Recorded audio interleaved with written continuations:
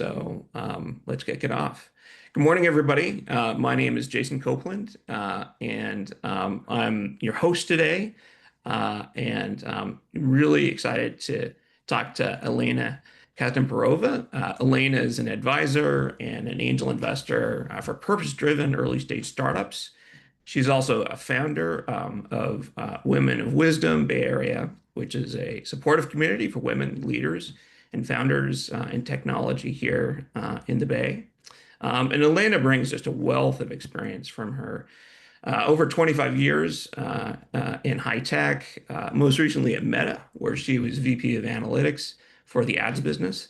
And Elena, I think at Meta you had a team of over 1,500 data scientists. Is that right? Yep, it peaked at 1800 for Yeah. the Okay. Yeah. So, organic and reorgs. Yeah. yeah. So you've got a little experience Oh, hiring people and using LinkedIn as a tool for attracting great talent. Um, Elena is also a former tech entrepreneur herself, having founded two startups in the family tech space. She also holds a PhD in psychology from Stanford University. Fun facts about Elena: she Zumba, and I'm curious where I can pick up that class because I need to get back on the Zumba track. Elena, how long have you been doing that? oh over 10 years.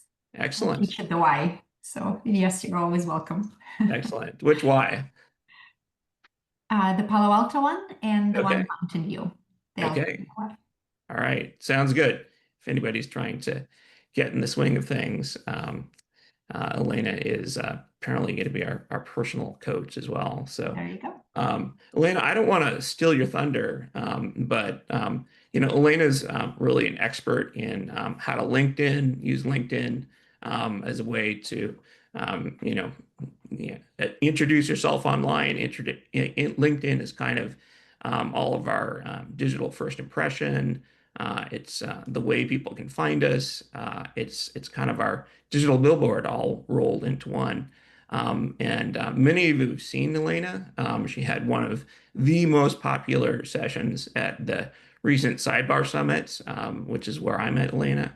And so with that, Elena, why don't you take it away? I don't know if you want to drive slides or if you want me to. Either one is fine.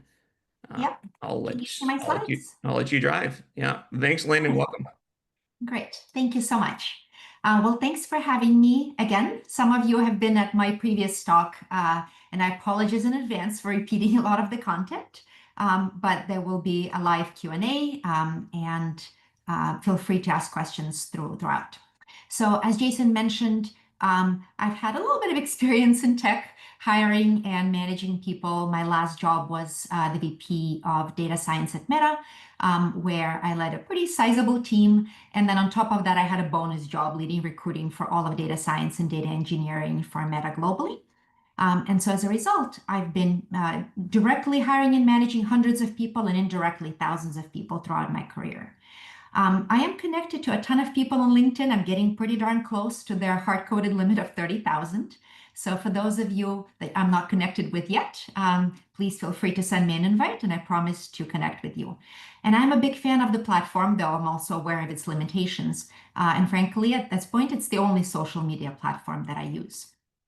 So as you know, LinkedIn is a lot of things, everything from your business card, your resume, your Rolodex, your address book.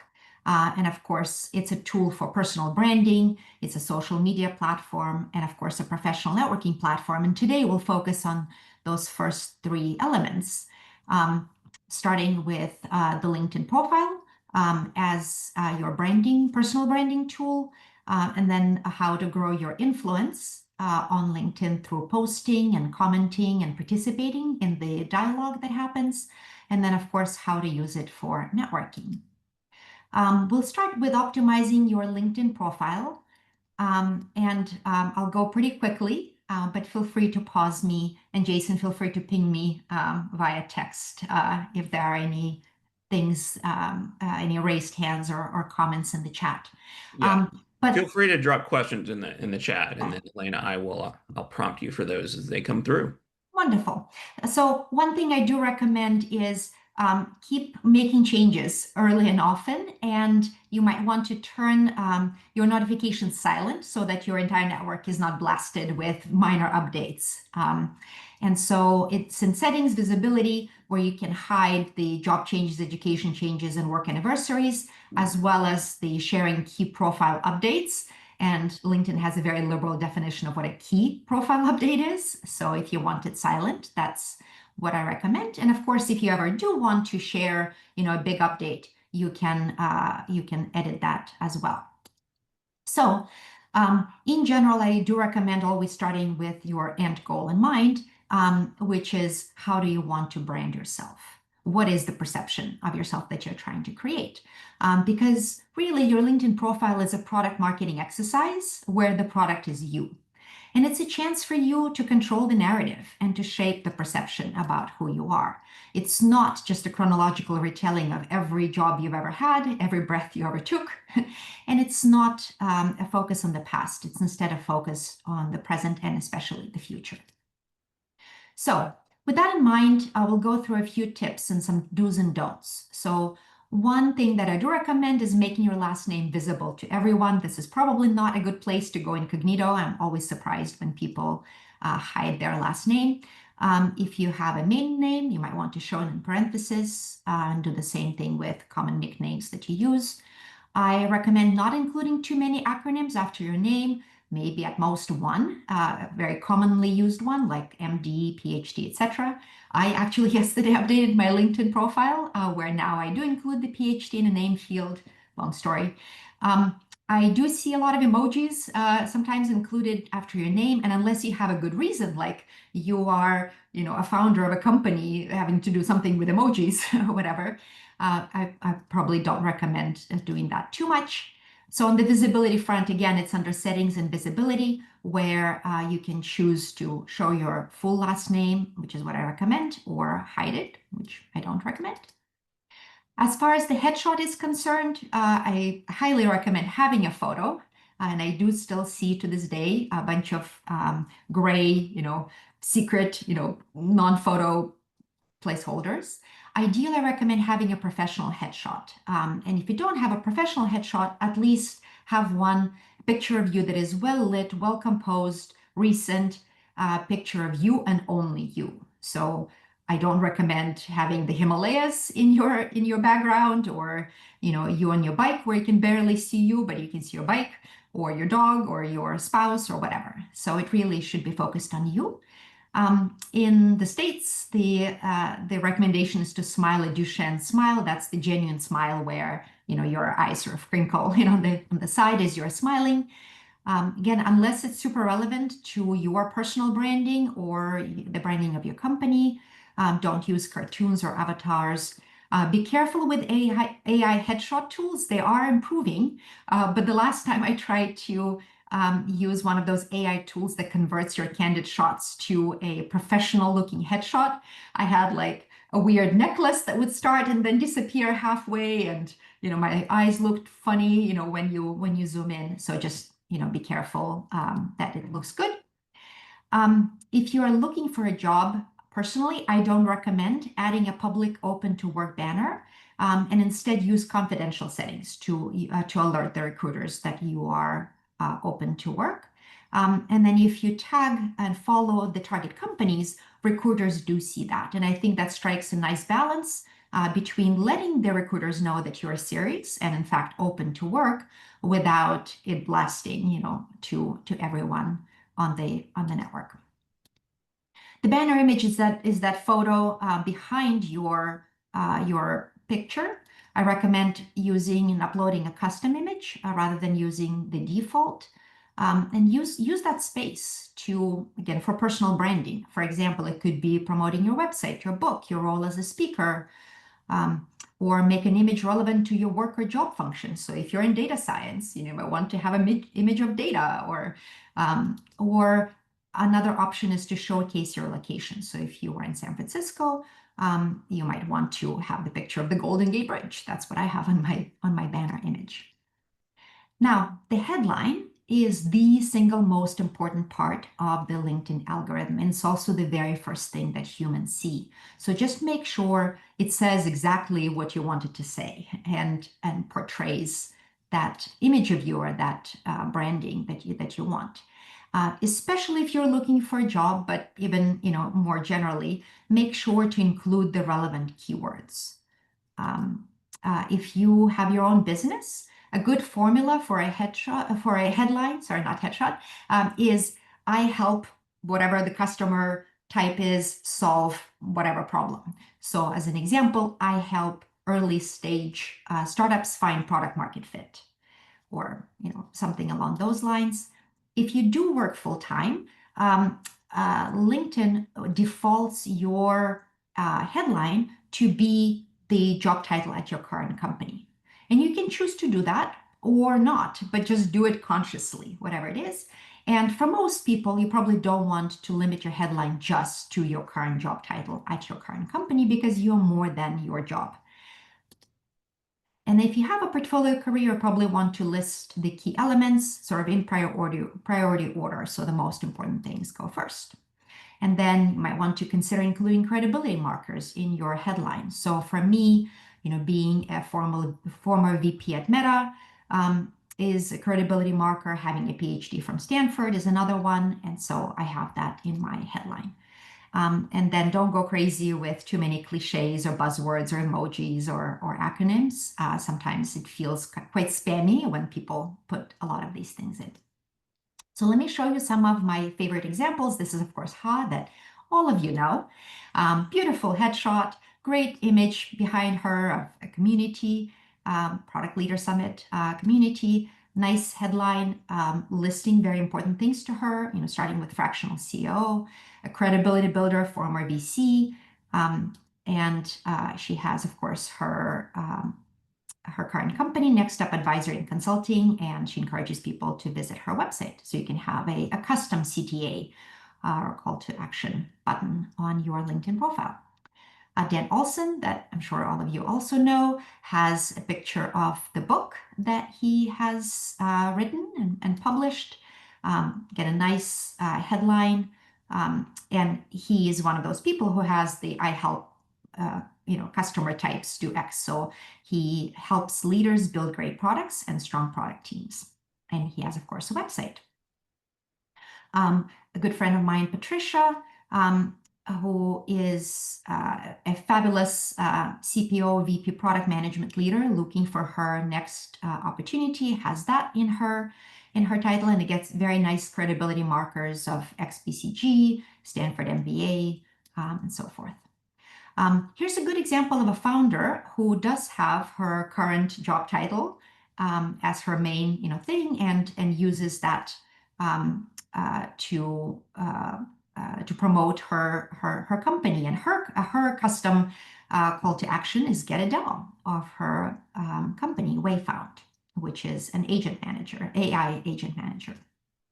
And then last but not least, another person who's very well known in the sidebar community, I'm sure, Sandy.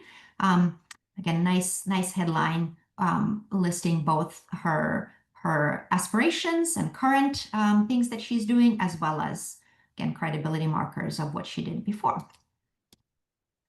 Any questions before we go to the next section?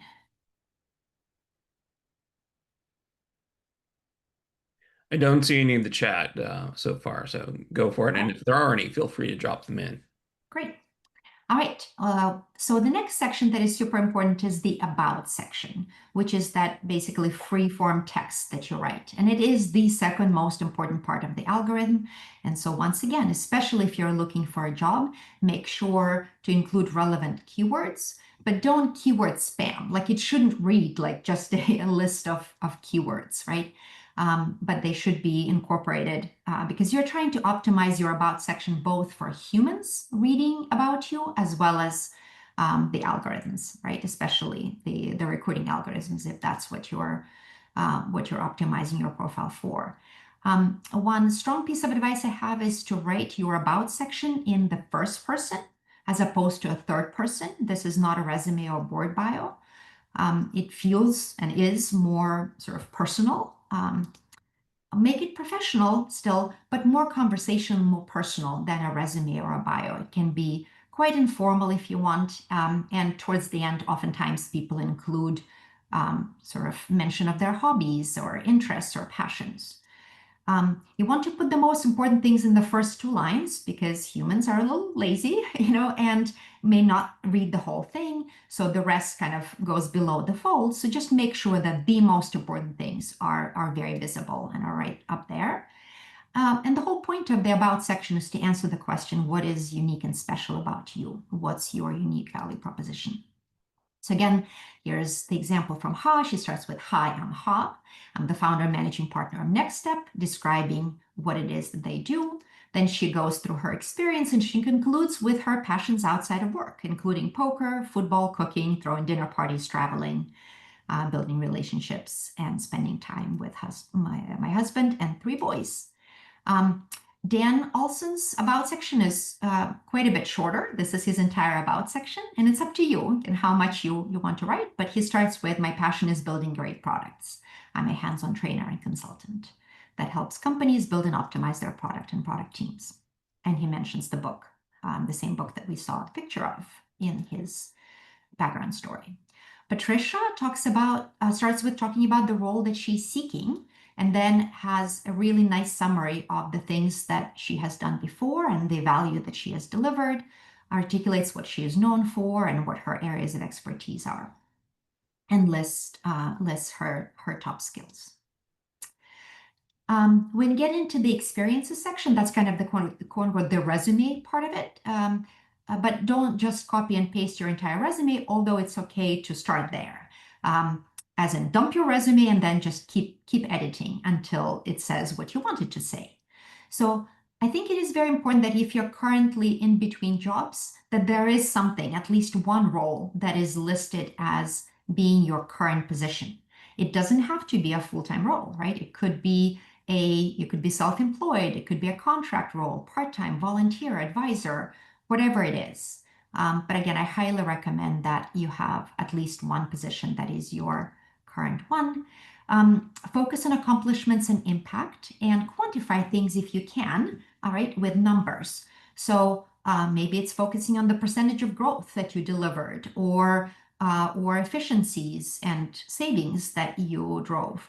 Obviously, be careful not to disclose confidential information such as revenue numbers, for a private company. But do try to focus on the impact as opposed to just list what you did. If you're listing multiple jobs at the same company, make sure they're grouped. And the way to do that is just you create these jobs one at a time, but make sure you always select the same company. And then it will automatically group your different multiple jobs. And that's useful if you are trying to show career progressions like promotions, or if you've done a variety of different jobs. And so it, again, makes it look like a very nice progression. Use the most impressive but truthful titles. So don't make up titles that you didn't have, because that's obviously won't look good, when you're interviewing, or people are doing background checks on you, etc. So you want to be truthful, but use the most senior and the most impressive titles that you had. Is if you were a vice president, say so. If you were a director, a senior director, say so. Be aware of age bias, especially if you're looking for kind of a traditional, as in full-time job. And consider doing things like shortening descriptions of jobs held long ago, especially if they're not super relevant to the things that you want to do now. Just be aware of it, right? If the company you worked for is not super well known, it's not a household name, then briefly explain what the company does before getting into your responsibilities and your impact. When relevant, you can include a link to the website, a product launch announcement, or you can attach media like images or video, etc., to showcase what you did. You can include top skills demonstrated in each job. My reco is to limit it to top 5, though you can do more than that. Run a spell check. It's surprising to me how often I catch typos in people's LinkedIn profiles. So you want to look professional, and so just do the basics.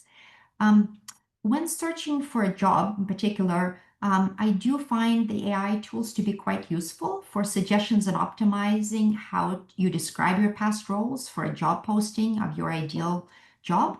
But don't take them just blindly, right? Use them as sort of for drafts, and for suggestions, and of course, iterate, with better and better prompts. But I do find it useful for that purpose. But don't let it just write the whole thing for you.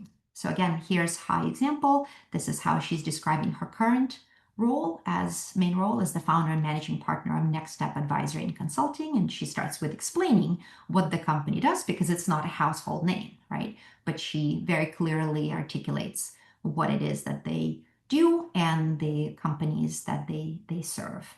And of course, there is a website link to the company. And she also talks about Sidebar and the role that she plays there as the chief evangelist and head of community. Patricia's example, she is listing as her current role the part-time job that she has as the chief product officer for Harvard's Conflict and Collaboration Lab, where she is helping them with their V1 product, with their first paying B2B customer. And she again lists her top skills, and then in the most recent full-time job that she had, she explained what she did and most importantly, the impact that she delivered. Sandy currently is an advisor for a company, Redesign Health, and an advisor on intro.co, where people can book a session with her. And then her past jobs include the description of what she did and the impact that she delivered. And in this case, for her Amazon job, they had a product there. There are media that she includes for product launches that she drove. Any questions before we move on to the education section?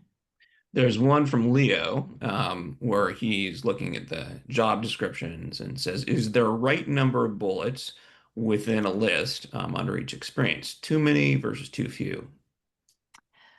I don't know if there's an official right number. And by the way, nothing I tell you is quote unquote official, right? I don't work for LinkedIn. This is just based on, my experience. I mean, in general, 3 seems to be the magic number for a lot of things. It's what people remember. So I would probably do, 3 to 5. Super.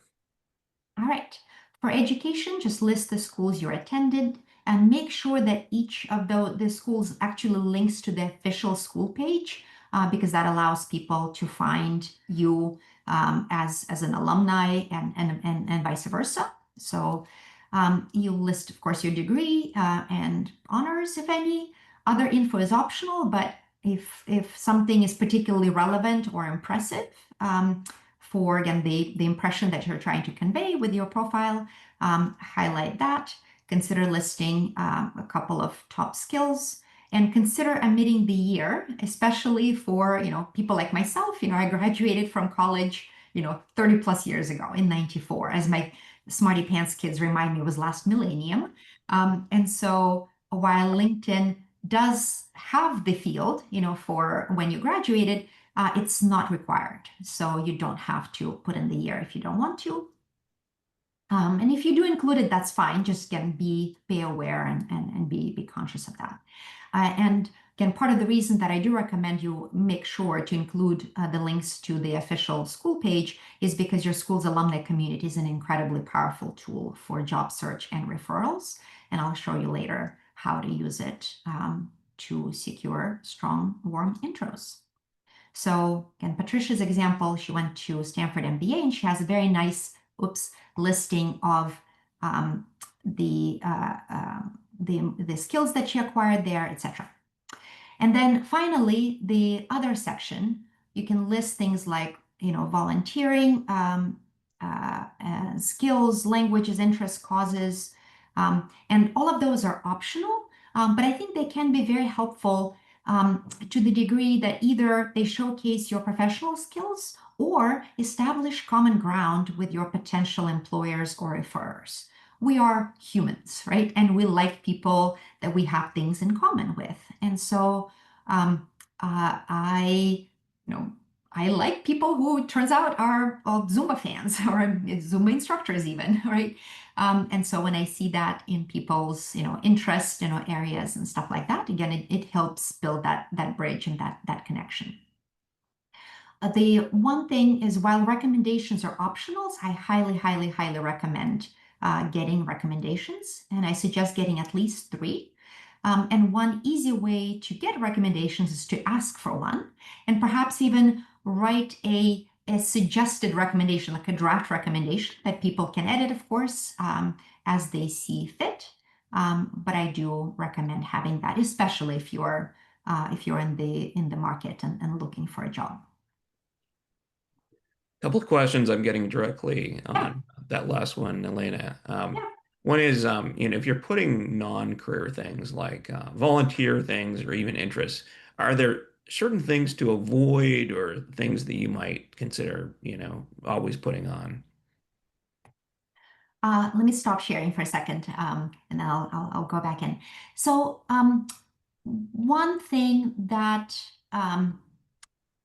I mean, again, just be aware, like in terms of again the impression that you want to convey, right? So, as an example, I mean, I talked a little bit about the age bias, right? There is also such a thing as a motherhood penalty. So, again, unfortunately, it's a thing, right? And so, for and the sad thing is like not only is there no fatherhood penalty, there's actually a fatherhood bonus, right? So Mm. for men, it's actually to their advantage, professionally speaking, right, to say that they're dads, right? But for moms, unfortunately, it's often kind of held against them, especially earlier on in their career, when the kids tend to be younger. And so highlighting, the leadership roles that you had in the PTA, right, the parent teacher association, as an example, is obviously a marker of motherhood, which unfortunately can backfire.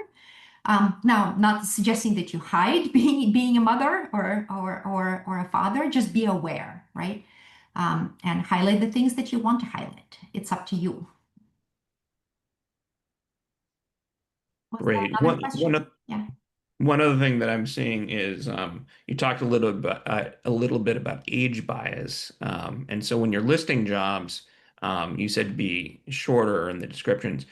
Are there some circumstances in which you should just remove older jobs?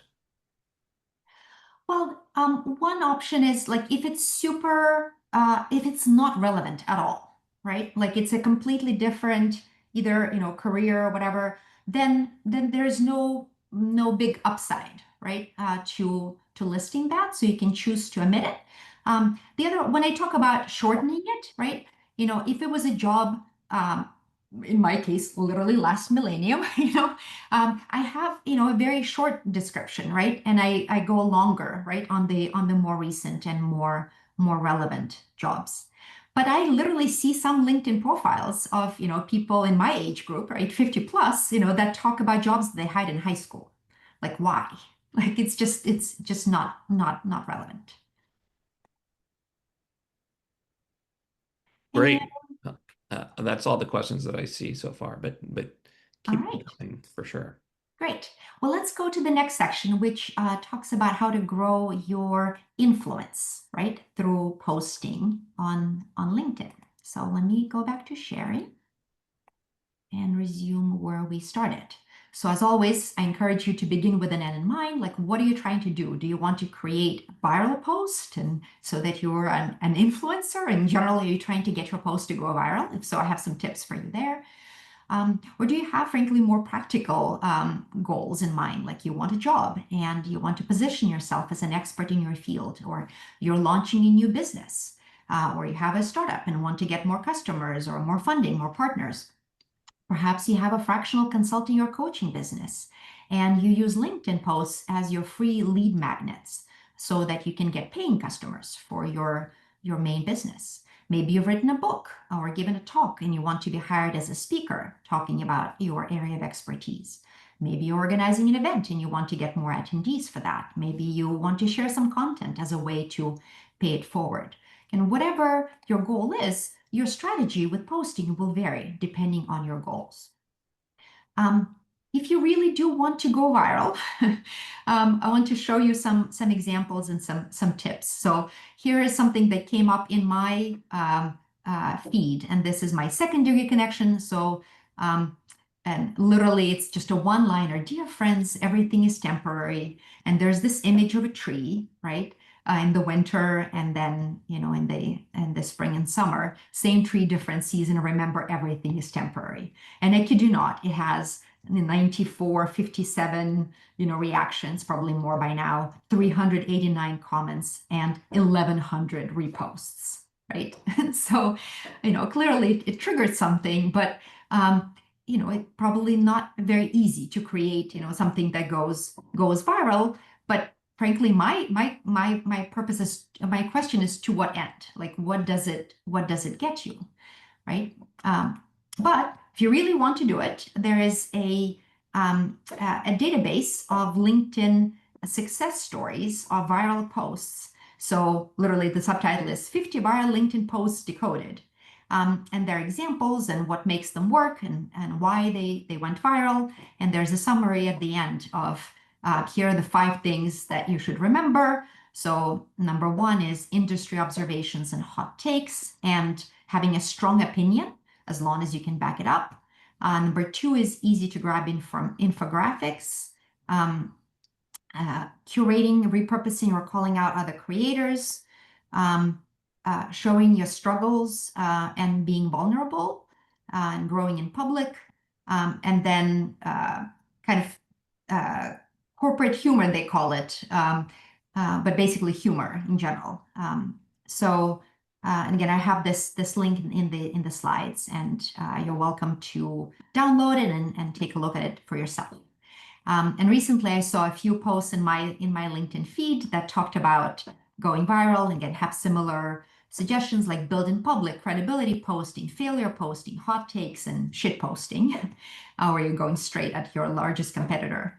And here's a very tongue-in-cheek post that, of course, went viral with 1793 reactions and many comments and reposts, where he makes fun of how he saw a post that just said, "OMG, my cat just said hi to me," and got almost 2,000 likes and 300 comments. And someone wrote, "That made me cry." And he's making fun of them, and then but concludes with, "I've stopped resisting, and tomorrow I'm posting a picture of my toaster with the caption, 'Even bread gets a second chance to rise, so can you.'" So clearly people are kind of making fun of all of that. But personally, I'm a big fan of quality over quantity, and pursuing, posting or doing posting for the specific reason that you want to. And my personal advice is, do not use AI to write your posts or to write comments. And so there was a recent article that really resonated with me on Fast Company, which says, if you use AI to write me that note, don't expect me to read it. I see so much AI slop on LinkedIn. So my recommendation, don't do it. John. Was there a comment or a question? I think we just had a hot mic. Okay, got it. Keep going. Yeah. All right. So there was another post that I saw literally yesterday that talked about the reach on LinkedIn is going down, and it's harder and harder to go quote unquote viral with thousands of comments or whatever, and that quality matters more than quantity. I mean, still most standard recommendations are posting 4 to 5 times per week, but I don't know about you guys, but I don't have time to post 4 to 5 times per week, nor do I want to. And so post as much or as little as you want to, as long as you have something important and useful to say. And he gives more advice about using hooks and depth, and then really focusing on having the right people engage with your posts as opposed to trying to reach a ton of people. So here are some of my personal favorite posts, some of the categories. So here's Grant Lee, who is a CEO at Gamma, and he posts a lot about what Gamma does, and has really nice demos that you can connect to. Here's another post that has a teardown of various AI prototyping tools, and a comparison of which ones are best. So again, it creates genuine value to the reader by sharing, their experiences building a company, what it does, or again comparing tools out there, etc. Ethan Evans, who was, of course, a keynote speaker at the Sidebar Summit, he posts a lot of articles and posts with career advice. And his call to actions are typically either reposting it or watching his talk or subscribing it, but they're just really beautiful, useful posts with nice hooks in the beginning that really bring you into the story. So I really like those. Another one of my favorite authors on LinkedIn is Cody Sanchez, who writes about owning companies and driving cash flow. And she has this very, consistent kind of style of posting that is very visually consistent and very catchy. And these are kind of slide carousels, right, where her takeaways are on the different slides, and these are just the cover pages there. So before we go into the networking piece of the talk, are there any questions or comments about posting? There are a few that reference things earlier. Elaine, I can give them to you now, or if you want to do them at the end. Either one is fine. Well, if there are questions about posting, let's do it now. And then for the we'll have some time for general Q&A towards the end. Okay. One that I got directly is sometimes I see people post about their company. Their feed is basically one big advertisement about their company. Mhm. Other posts are more informative and generally useful, but don't refer to the person's company. What's your view on that? So it depends. If you are a founder, CEO of a company, right? Talking about your company, I think makes a lot of sense, right? Because you're using LinkedIn to essentially promote your company, right? And especially for like B2B services type things, I think it's very appropriate, to talk about your company in that context. Now, if you work for a larger company, doing some things, related to company announcements, may make sense, but you probably don't want it to be your entire LinkedIn, feed, right? So again, it goes back to your goals. Um, I mean, I kind of tune out, the quote unquote advertisements, for companies unless the companies are of interest to me. And even, with the company focused things, what I like is what's useful to me, right, about that. So when you're writing a post, just think about it from the perspective of the audience, and giving useful information to them. Um, but yeah, I think for most people, again, unless you are the founder of the company, right, and just want to promote your company, then writing more from a personal point of view makes more sense to me. Great advice. All right, let's move on to the networking piece, and then we'll gonna have time for Q&A. Just to repeat myself again, big fan of beginning with the goal, right? What it is that you want, a job, launching a new business, more customers, funding or partners for your startups, etc. So once again, your strategy will vary depending on what you're trying to do.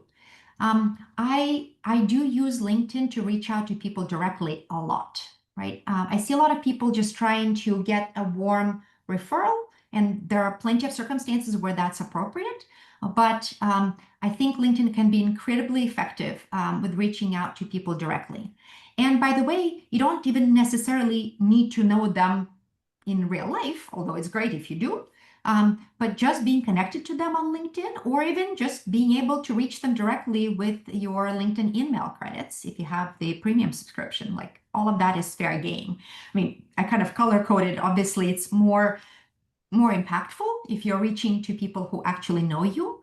But don't hesitate to reach out to looser connections as well and just leverage your commonalities.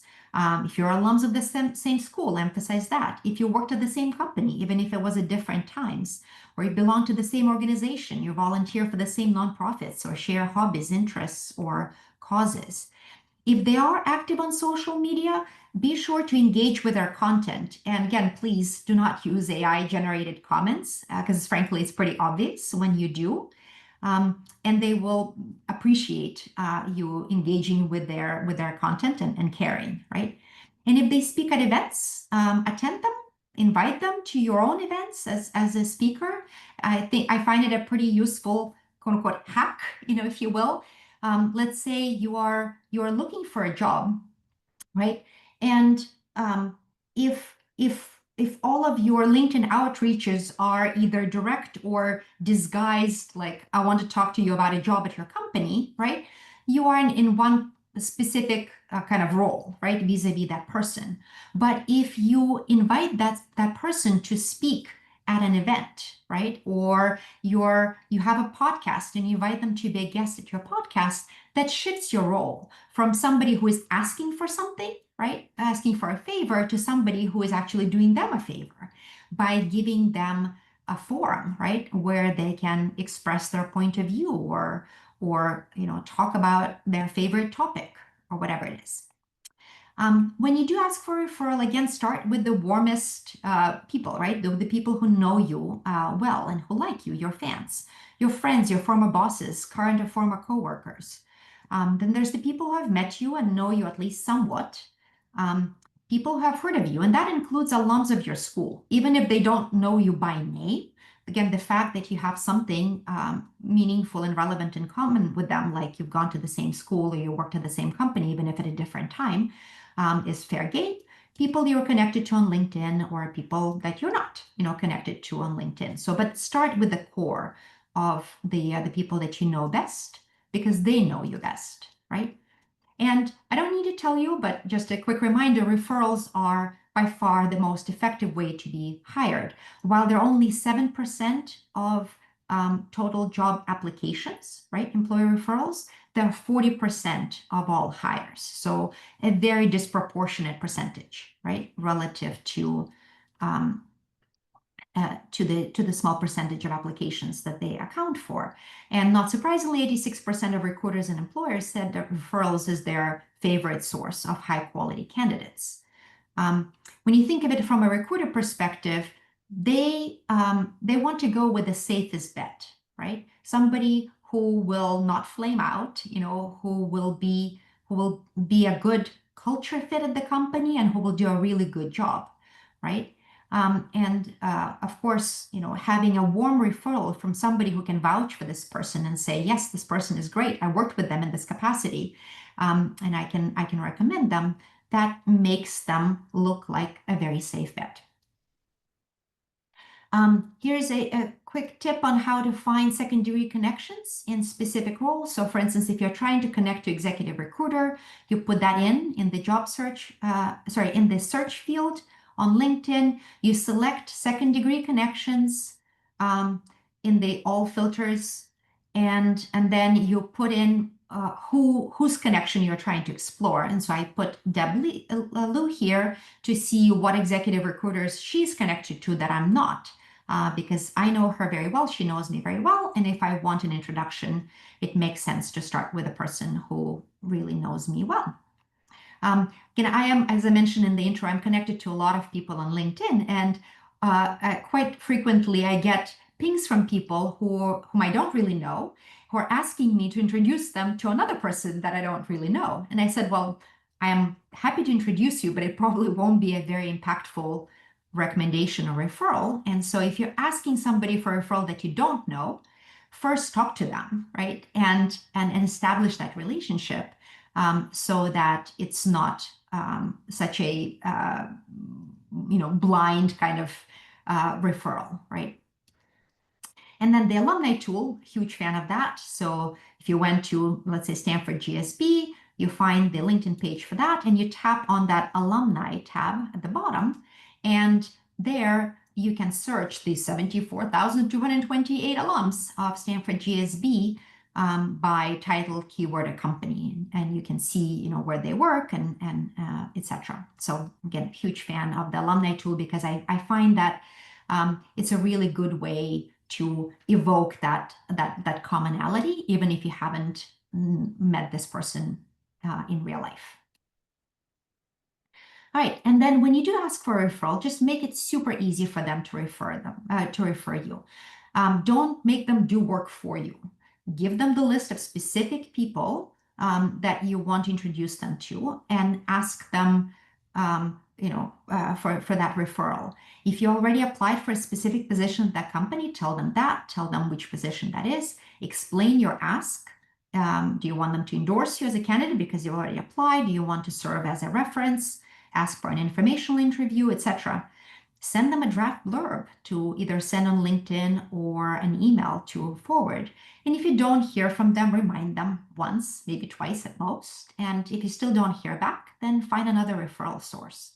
And I personally am a fan of kind of a surround strategy. If you really have a company that you would love to work for, and you've identified the targets there, have them, have multiple people reach out to them on your behalf, with sort of different perhaps angles.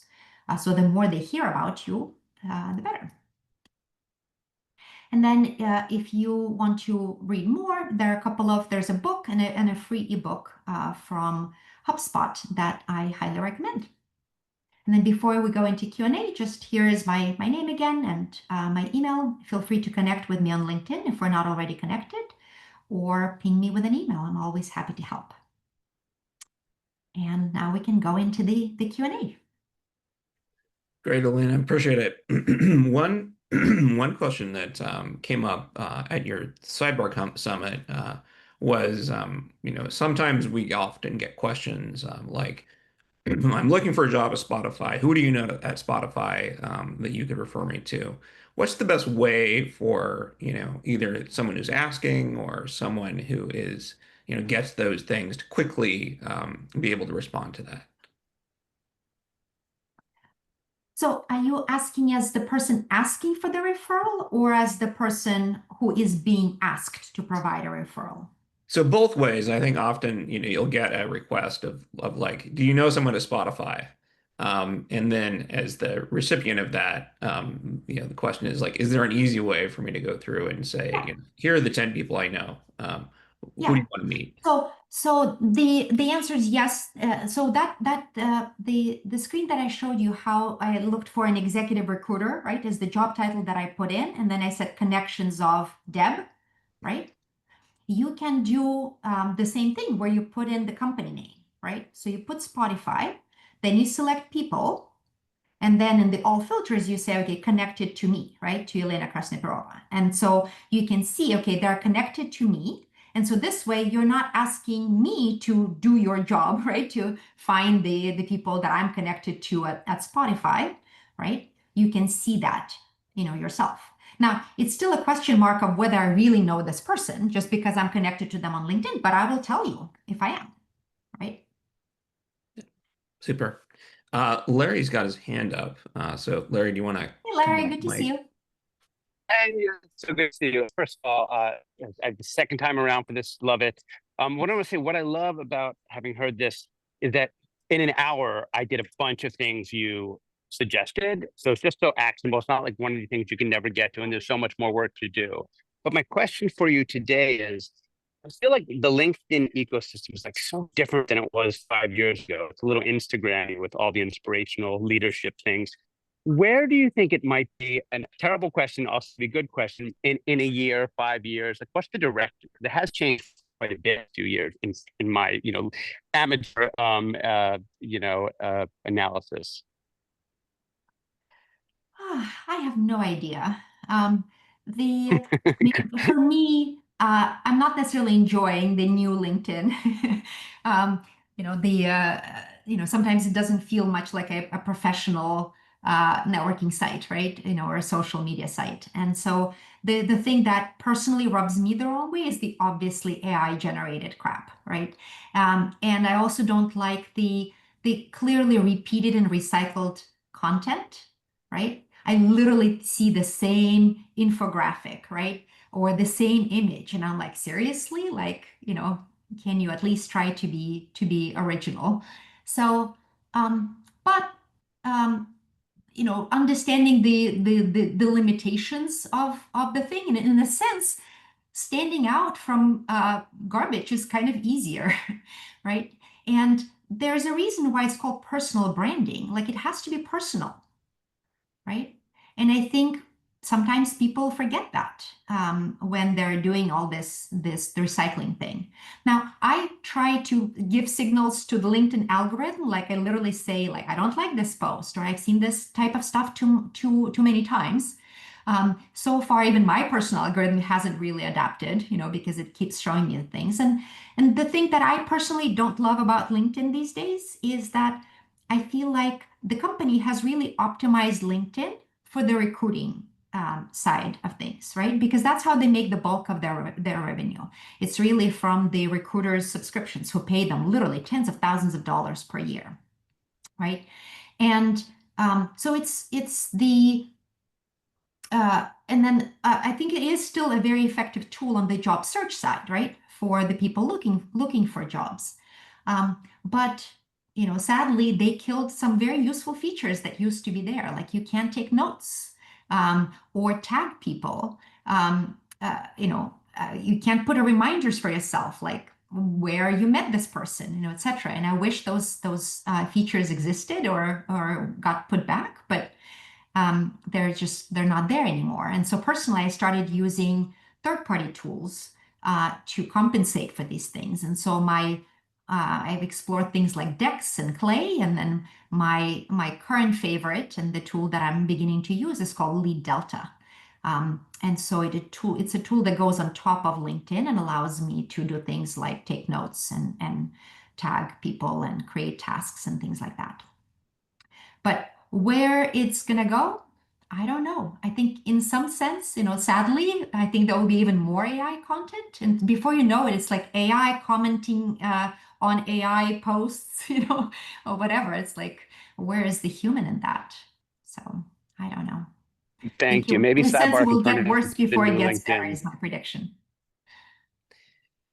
One related question from Dan is any sense to the weighted value in the algorithm of the skills you list per job, specifically in terms of when a recruiter performs a candidate search? This would be versus keywords. So kind of a lot of questions around, LinkedIn seems like a black box. Are there certain things we should kind of understand about how that works? Yeah. So LinkedIn algorithm is a black box by design, right? Like they don't want people to sort of reverse engineering it. So a lot of it is sort of trial by error or observing, other people's, um, you know, uh, profiles. So I have seen things that to me look obviously excessive, right? Like if somebody lists, I kid you not, 20 or 30 skills, right? It just looks, like keyword spamming, right? And so, but listing up to 5 skills per job with perhaps some overlap between some of them, right? And some unique skills to kind of cover the surface area that you want to cover I think is fair game. How exactly it's weighed in the algorithm is really hard to tell. One thing that I would encourage all of us to become is the students of LinkedIn, profiles, right? Look at the people that you admire who have the jobs that you want to have, right? And look at their LinkedIn profiles. And over time, you will see kind of, and you will develop sort of an intuition, right, on what works well and what doesn't. I do know sort of from again observation that the skills used to be weighted more heavily in algorithms.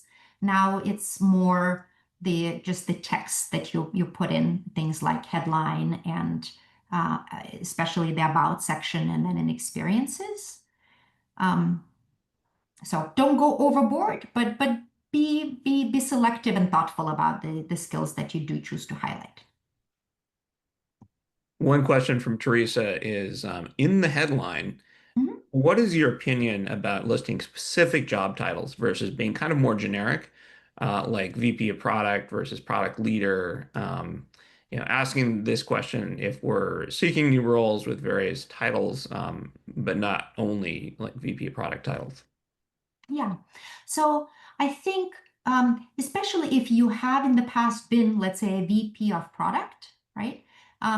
And you're looking for, let's say CPO or VP of product role, put both in, right? You can put CPO dash or forward slash or whatever VP of product.